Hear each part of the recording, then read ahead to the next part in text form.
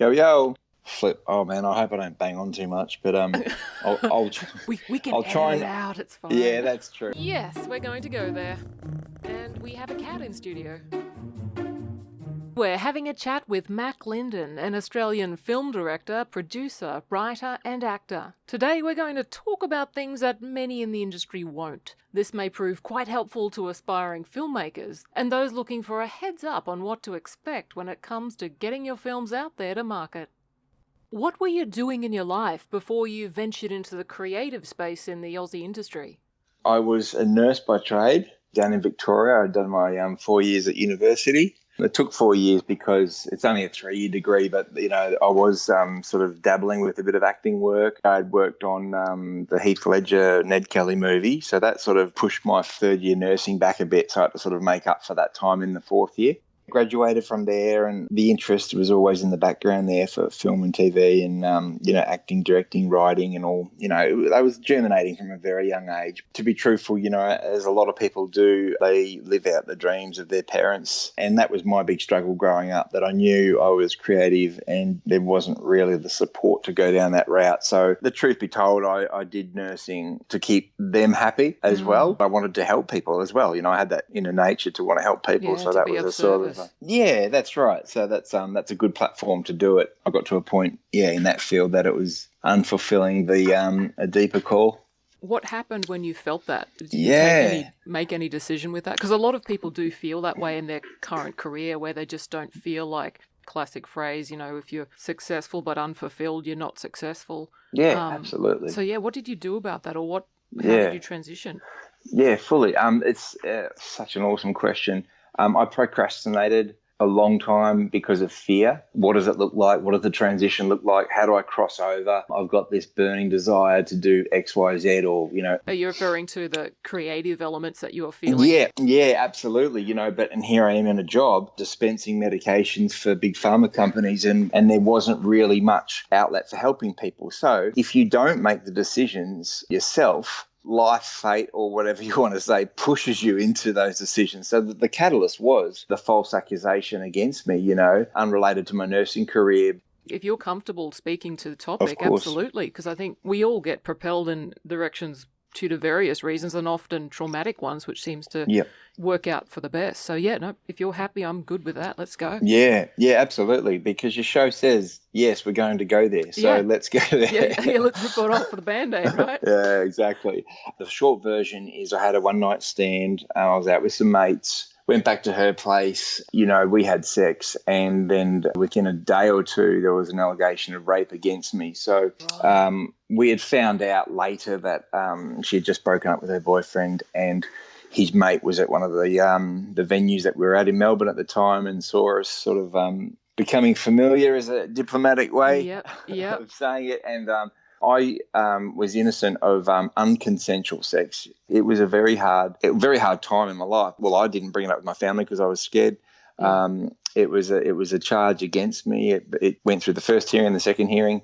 Then it went before a jury. Yeah, so it went to Yeah, trial. yeah, went to trial. So it was an 11-day trial, long time under the gauntlet. Unfortunately, I wasn't able to get on stand myself, but I really wanted to. I really wanted the jury to hear my side of the story. So I felt Mm. jibbed because I didn't get that opportunity. So, yeah, I was found guilty. The jury were in deliberation for 2 days. I think it was nearing that time where if the deliberation goes beyond a certain period, it has to have a whole other retrial. So the judge Oh, was yeah, really yep. pushing the jury Like to, a hung jury, yeah, then you'd have to go through the yeah, whole thing again. Yeah. yeah, fully. So the judge was starting to get a bit miffed, and he said, "Look, we've got to wrap this up." So there was obviously one or two people holding out and saying, "Hey, the guy might be innocent," but obviously Entertaining a that reasonable doubt is what they call that.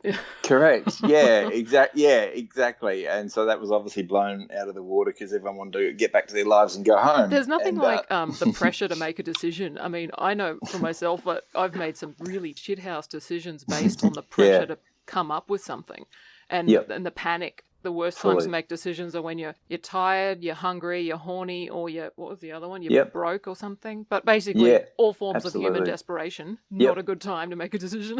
Yeah, Right. absolutely. Yeah, post buying time, I call it. Yeah, you have to buy Mm. time. It's something that I've learned over the years. That acting out of emotion just gets you in hot water. Oh, So I started off in maximum security. I was in there 9 months because my trial judge had died shortly after he passed the verdict down. And so I had to wait all this time for another judge to pick up the whole trial, read the transcript, and then make a sentence on a trial that he didn't even sit in on. I mean, that often kills the spirit of most people wanting to do anything to experience that. Did you still have any kind of calling or desire burning at that point? Yeah, something to keep your mind busy. Yeah, for sure. I think, as I was saying before, you can only procrastinate so long. And if you've got something that the world needs, because that's what it's all about, if you get a gift, it's to give away. I believe that anyhow. Then, a set of circumstances will push you into a corner where you're given the opportunity then to go, okay, let's take this seriously. So it's a beautiful time. When I say jail's a beautiful time, it's because you've got time. Time is on your side for probably the first time. And so in that year and a half,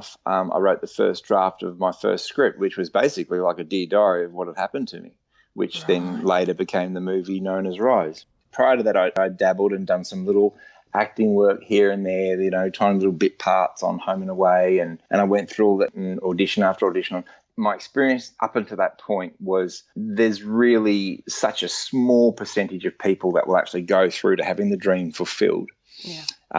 That's when I thought, okay, look, I'm going to forget this slow route getting to the top, so to speak, or getting it fulfilled and passed. I'll start writing a movie and I'll get out there and I'll make it happen. I'll just do it. So create rather than wait. Yeah. That's a good way of putting it. Yeah. That's great. Obviously, you're found innocent after all, because you wouldn't be out here otherwise running amok making films. What were some of the challenges you faced when you wanted to make this film? Like, I wouldn't know. I'd be like, I've got an idea, but where do you go from that? Yeah, for sure. And firstly, the first obstacle, I believe, in my experience and the people that I've spoken to in the creative industry, the first obstacle is fear. That's your primary obstacle. You've got to get over that. Of not being enough, like not having the skills, not knowing the people, or do you mean fear as in what will people think of me when I've written this story and they're going to? Yeah, both, Jim. Exactly. Yeah, you nailed it. Both those fears have to go somehow. You've got to get over those walls. They are the two major blockages. What are people going to think about me if it flops? Yeah, it's a coin with two sides: fear of success, fear of failure. It's the same thing. And I think apart from that is the finances. Like, where do I get the money from? Because it's such a it's a huge question, isn't it? And a lot of people have shame around talking about money too, which is exactly why we are going to talk about it. Absolutely. If fully. If you're up for this one, because I'm ready to rock and roll. This is awesome. This is a question that's been on my mind, and I know pretty much everyone that I work with who's looking to create anything. When it comes to finance in Australia and how do you obtain it in the filmmaking industry? Because you're an independent filmmaker, right? You didn't have any government backing on not 1 cent. Okay. Yeah. No, you're right. Finances. I'm going to even rewind slightly to the psyche around finances and creativity and budget, if that's okay. Yeah, let's do it. So before we go to the logistical, mechanical outworking of it, I want to go straight for the jugular, and that is this whole, we've been brought up in a whole era of budget, and what's the budget and how much is the budget, and it doesn't take a rocket scientist to know that because your budget's 10 mil, it's going to be a good movie. We've got plenty of proof that $1 million movies are crap, across the board from a diverse range of people have decided that. And then you've got movies made next to nothing that are awesome. So we know that's all based on story. The difficulty in the industry is when that's the first question people ask, what's the budget? Now, if you say, hey, I've got $200K that I can raise between family and friends in crowdfunding, you're not going to get a look in. Very rarely will you get an A-list actor or someone of notoriety which will help springboard your film onto a global platform signing up to something with the budget of that. So super low budgets will not get support from either the creative artists or studios or distributors? Correct. Okay. Yeah, absolutely. The first, if you want to get back-end support, which is the way the industry's all back to front, you've got to get your distribution before you can get your actors. So if an actor knows that, hey, you've got distribution with Sony, sweet, I'm in. But you can't get distribution for Sony if you tell them that you've only got $200K. So there's all the chicken and the egg situation. Once we can break down that whole budget bullshit and understand that it's all based on story, and that's what it has been, it will be, and it will always be based on story, I think then you can start then going into, okay, cool, this story is strong, this story is going to appeal to this sort of audience, and in that sort of audience and that sort of demographic. I mean, the algorithms and the information and data that we have to this day, like through Facebook and Google and stuff like that, you can pretty much work out the genre of your film and how much you're going to need to make for it, you know? Yeah. If there's a track record for the demand, because it's market dynamics, right? Like, it's all demand. Yep. There's no point in making something, certainly if you want to be commercially successful. There's no point in making something unless you've got that pathway to audience, like who's going to watch it. Exactly. You know, there's so many directors. There's directors I know, they've done an amazing feature film and it's on their coffee table. That's it. Yeah. That's the extent of their distribution. It sits on the hard drive and that you can impress your mum, but that's about it. Yeah. Yeah, absolutely. So it does need to be commercial viable, and it can be without compromising. And Rise proved that, you know. And so moving into the logistics and the mechanics of finance, there are various platforms. There are, you know, I won't say that the government route is not a platform you can take. You can take it. My experience of that platform is that it is a very tedious experience. Yeah. There's a lot of boxes to tick. Your creative control is lessened. You're not the only one that's gone through the process as well, and many others here in Australia have. The government funding, from my experience, is that it's quite limited as to what productions will receive the funding. Absolutely. And it's heavily dependent, of course, because it is attached to government. It's quite political. So absolutely. If you've got a story that doesn't fit into the current criteria, because that also changes.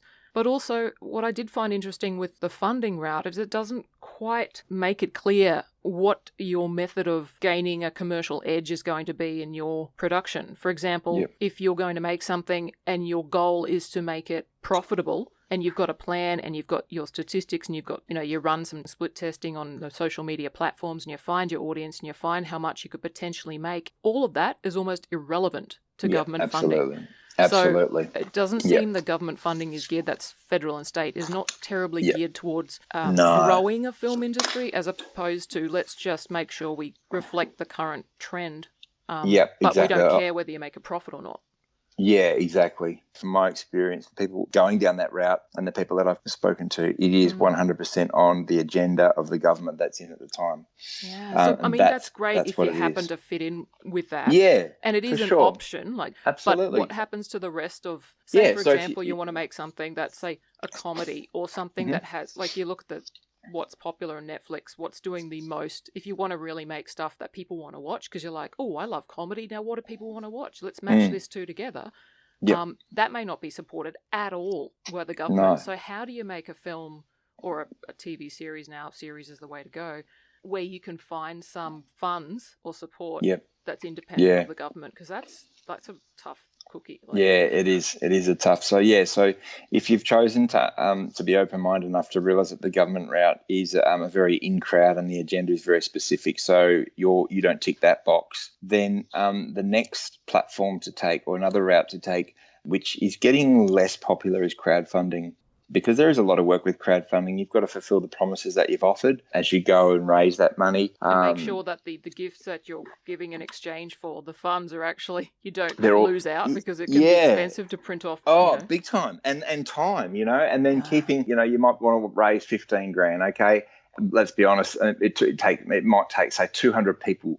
Now, you've got to keep those 200 people happy. You've got to keep in comms with those 200 people. You've got to thank them. You've got to give them the gift, as you said, the follow-up. You've got to, you know, promise all these things and deliver to keep your integrity intact. It's just not paying off unless you're already a name and you're already got runs on the board and you're doing an anti-government movie or something like that, and then go, all right, I need everyone to chip in $5, and you've got an amazing following, and then bang, $5 from, you know, however many you've got following will do it. So you've got to stack it really well. But in saying that, you did quite well with Rise, even with the Australian cast that you had on board there. That was fantastic for somebody who's unknown, was able to pull one of the top Australian actors. I'll let you chat to that, because otherwise I'll start rabbiting on it. No, you're right. How'd you do that?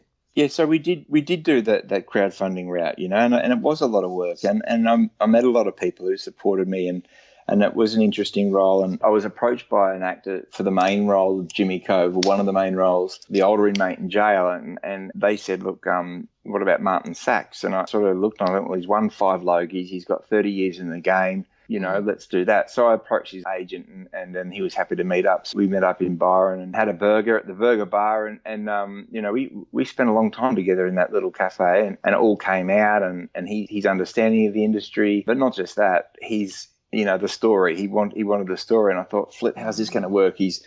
Most of the Australian public knew him as a police officer and now he's going to play a hardened criminal. But, if you've seen the movie, he completely brings that role to life and proves that his craft of acting is phenomenal, So, yeah, I did. I did a pitch trailer first. So this is my route.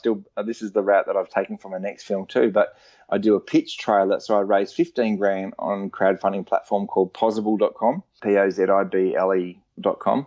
Then I raised that 15 grand. Then I made a pitch trailer with that 15 grand for then the feature film. And then once people could see the pitch, family and friends were more likely to put in 5K here or 10K here to get you across the line. Yeah, So gone are the days where we could just pitch an idea, right? People want to see the visual. It used to be a lookbook, that would be it. That was what was common practice. It was a lookbook. It was the concept. I mean, still in Hollywood to this day, some people have just come out with a one-line synopsis. And so long as it fits that specific government agenda and it's like a McDonald's meal that we've all seen before, then bang, you'll get the money straight away. So it is still lopsided, but I finally got, and you're supposed to get distribution in place at the back end first. Wow. I didn't. So I was really walking down an invisible road to an invisible destination, which some people call madness and other people call faith.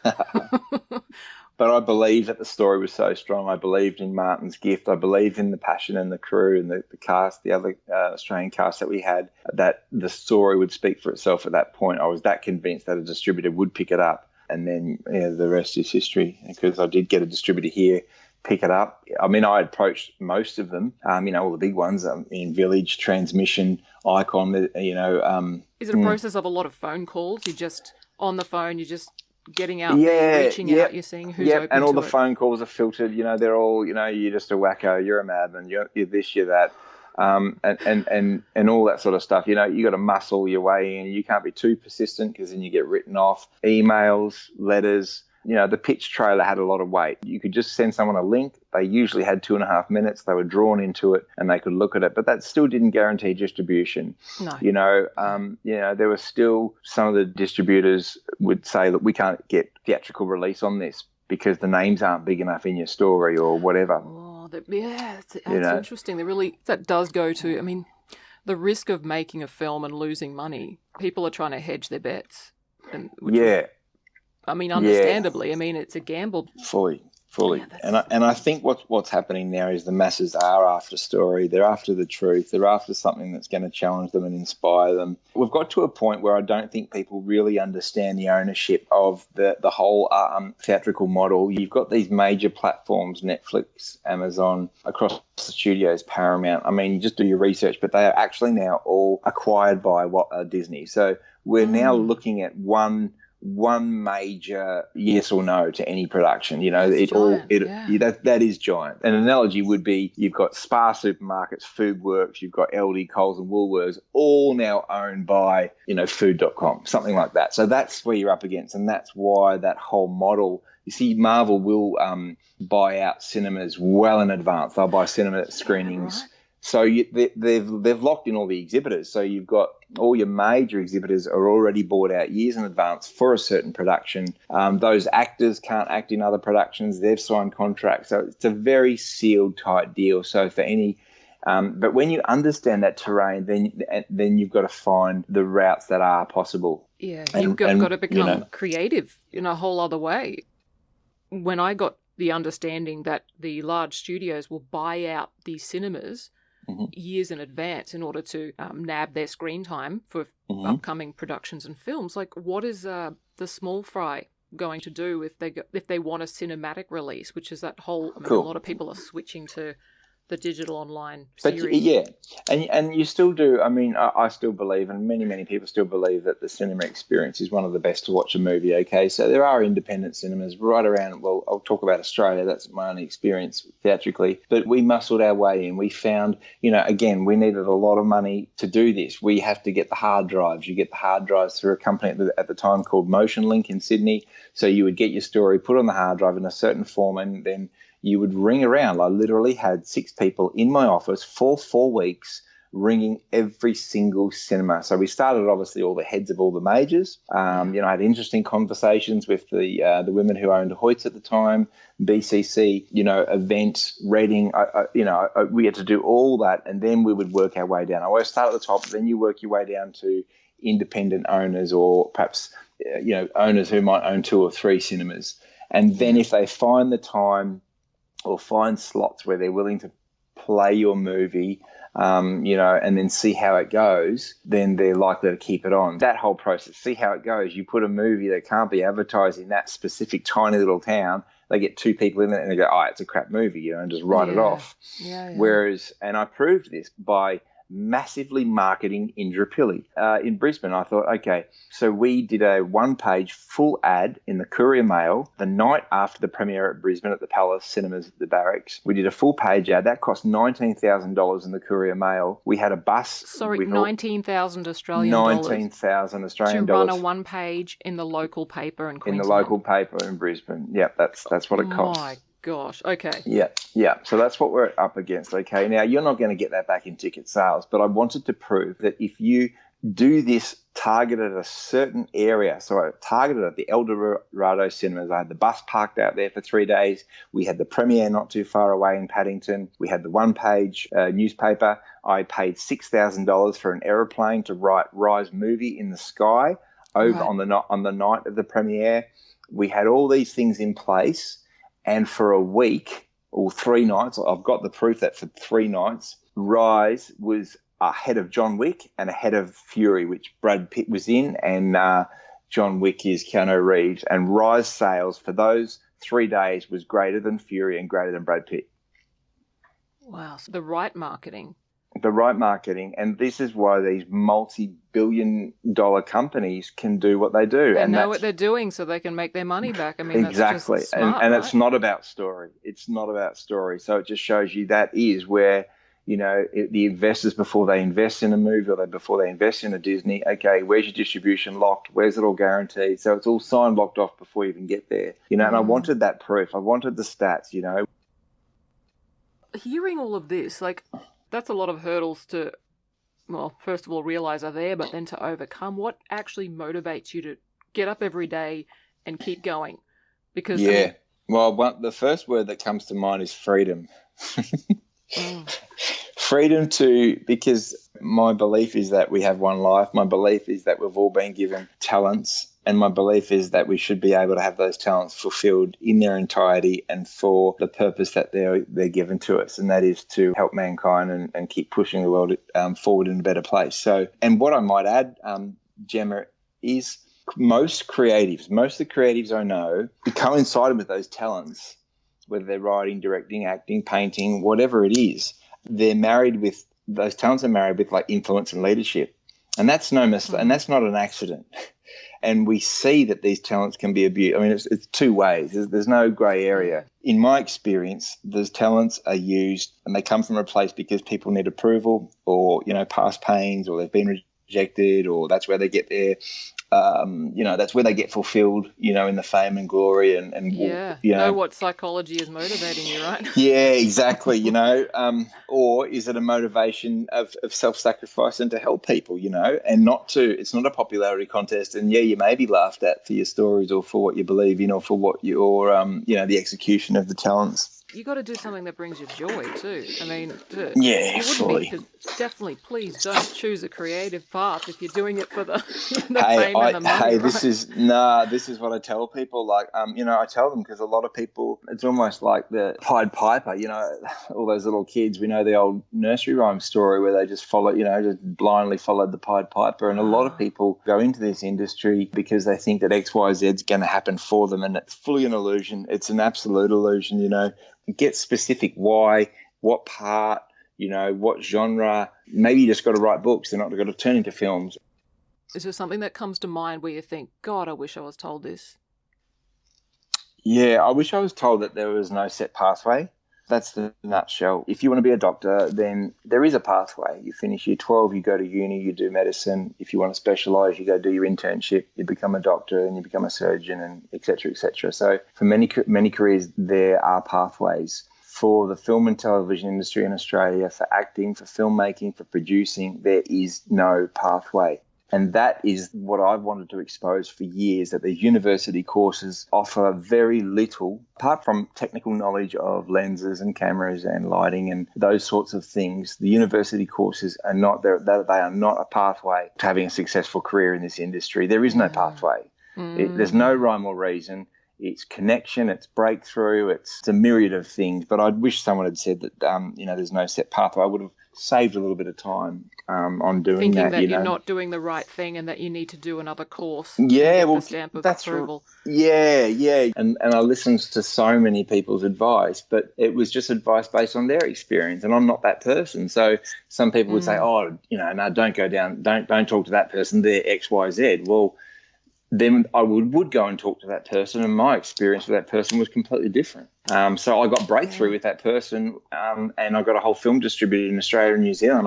We had a limited release. We had 44 cinemas across Australia and New Zealand. JB Hi-Fi, Sanity, all those platforms. Wow. Came out, was huge. Had I listened to someone else's experience with this distributor, that wouldn't have happened.